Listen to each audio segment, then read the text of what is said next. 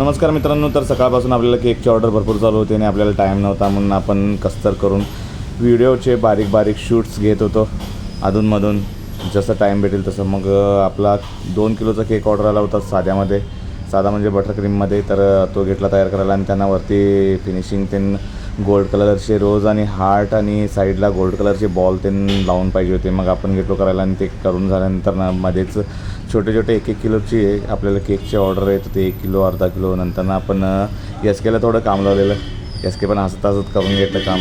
आणि नंतर हा फिनिशिंग झाला होता आमचा गोल्ड कलरचा केक, बॉल परत रोज आणि हार्ट. मग हे सगळं कंप्लीट झाल्यानंतर ना अजून एक केक आपल्याला रिक्वायरमेंट आली होती. त्यांच्या पप्पांना थीम पाहिजे होता बटरफ्लायचा, कारण पोरगीला बटरफ्लायचं सगळं ड्रेस आणलेलं. मग आपण काय केलं, सगळं हे बटरफ्लाय लावून घेतलं.